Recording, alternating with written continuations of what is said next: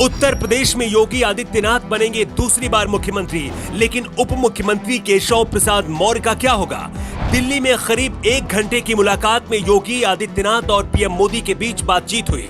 इस दौरान कोई तीसरा व्यक्ति मौजूद नहीं था। योगी की नई कैबिनेट में कौन होगा और कौन नहीं होगा, इस पर गहन मंथन हुआ।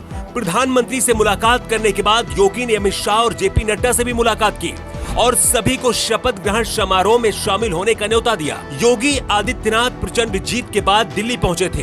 प्रधानमंत्री मोदी यूपी को लेकर बहुत ज्यादा गंभीर है। पहली वजह यह है कि खुद प्रधानमंत्री मोदी वाराणसी से सांसद हैं और दूसरी वजह 2024 में होने वाला लोकसभा का चुनाव है। योगी सरकार में किसे कौन सा पद मिलेगा, इस बार 2024 के चुनाव को ध्यान में रखते हुए तय होगा।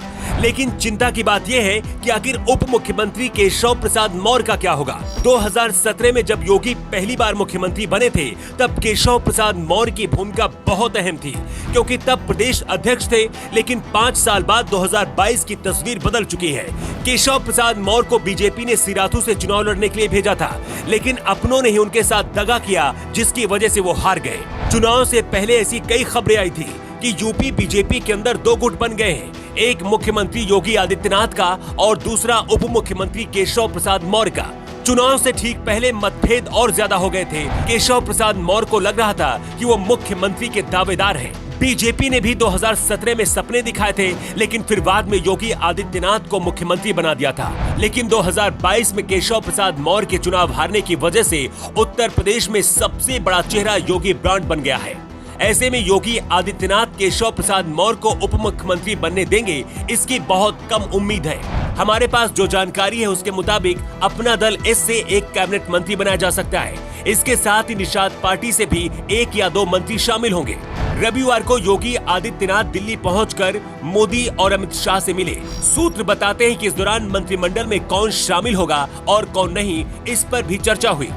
खास बात यह है कि इस बार उत्तर प्रदेश सरकार में 3 मुख्यमंत्री हो सकते हैं। एक चेहरा दलित शामिल हो सकता है, लेकिन क्या केशव प्रसाद मौर्य, जो कि विधायकी का चुनाव भी हार गए हैं, उप मुख्यमंत्री बीजेपी बनाएगी? केशव प्रसाद मौर्य को पल्लवी पटेल ने हराया है, जो कि अनुप्रिया पटेल की बहन है। अनुप्रिया पटेल बीजेपी के साथ है, जबकि पल्लवी पटेल समाजवादी पार्टी के साथ। अनुप्रिया पटेल खुद केशव प्रसाद के साथ सिराथू पहुंची थी, लेकिन अपने समुदाय का वोट केशव प्रसाद को नहीं दिला पाई। अब तो यह भी कहा जा रहा है कि केशव प्रसाद मौर्य चुनाव हारे नहीं, बल्कि हराया गया है। कुछ लोगों का यह भी दावा है कि केशव को जानबूझकर सिराथू भेजा गया था ताकि चुनाव हार जाए। सिराथू सीट से विधायक रहे शीतला प्रसाद का टिकट काटकर बीजेपी ने केशव प्रसाद मौर्य को टिकट दिया था। सिराथू में शीतला प्रसाद का अच्छा जनाधार है। 2022 में चुनाव जीत चुके थे, फिर केशव प्रसाद मौर्य को वहां भेजने की क्या जरूरत थी? इसका नुकसान ये हुआ कि शीतला प्रसाद और संजय गुप्ता बाहर से तो बीजेपी के साथ थे, सभाओं में भी शामिल होते रहे, लेकिन बीजेपी के कार्यकर्ता केशव प्रसाद मौर्य के खिलाफ काम करते रहे। इतना ही नहीं, कुछ कार्यकर्ता तो इससे नाराज होकर सपा में भी शामिल हो गए।